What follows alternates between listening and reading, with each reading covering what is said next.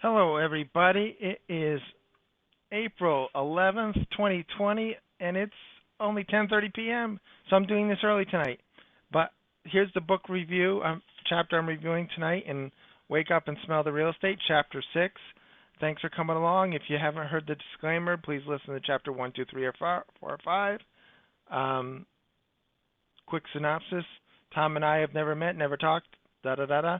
We live on opposite ends of the country. He lives West Coast, I live East Coast.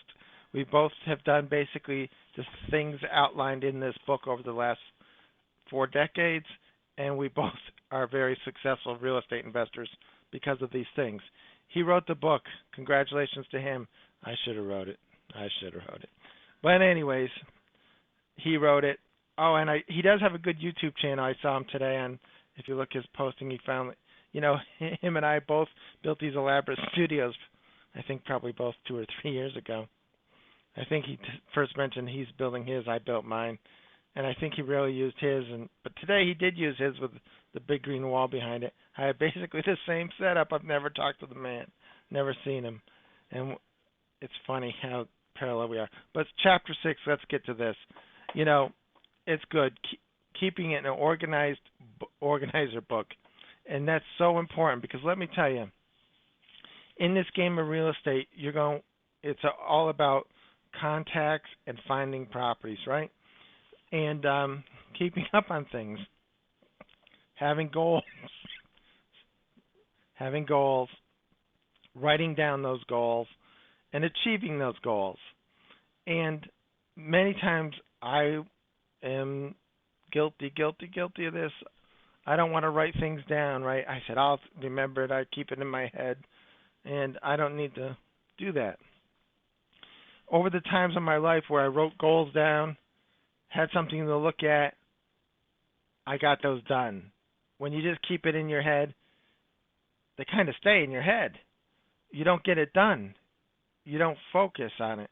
When you write it down, I think he says it in this chapter, if I remember right. It's been a while since I read the book.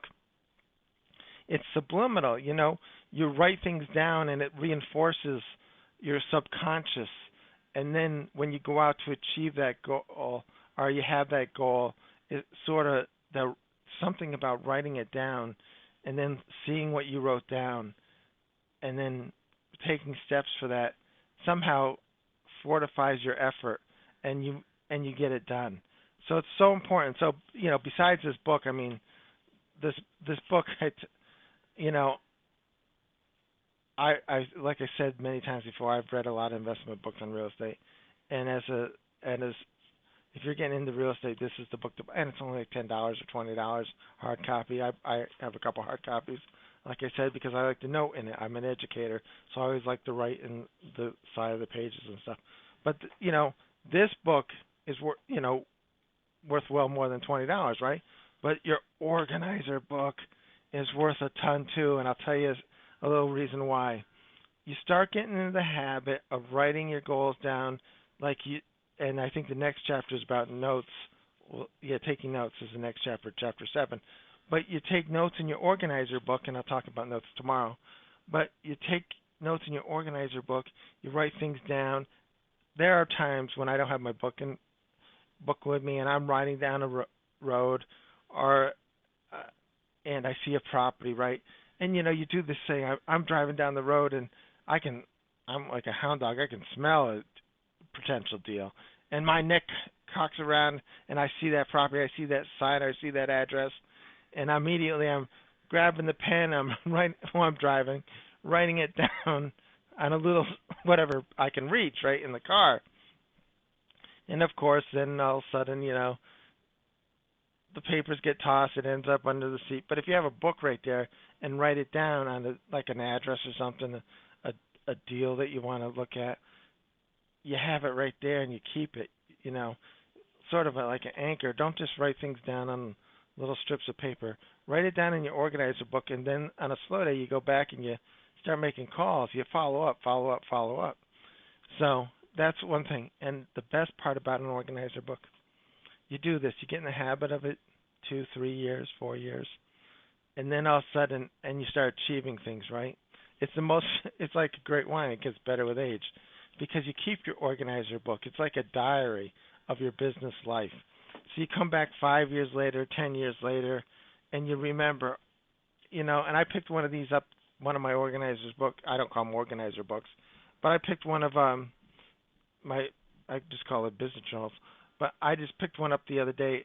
I was moving stuff around and it flopped open and I wasn't looking for it. And there were deals in there I had totally forgotten about. There was houses in there that I did full renovations, and I had forgotten I'd even owned it. So it's funny to look back at it as time goes by, and it's history. It's your history, but it's fun because then you get to look and say, "Wow, that was back then, and I achieved this." So not only does it help you in business to achieve goals, but when you look back at it, it's like looking back at an old yearbook or something. So it's really great in that aspect. Writing things down is very important, and keeping things organized is very important. And not only in this, but every part of your life. You know, you don't want to be not only the book, but if you're one person that doesn't keep track of their expenses and receipts, it's so easy to do now. And you just need to get in the habit of doing that daily. And the same thing with the organizer book. Every day you start with a blank page. And at the end of the day, before you go to bed, you should look at that and say, you don't want to go to bed without a blank page. You don't want to go through a day without putting something in there.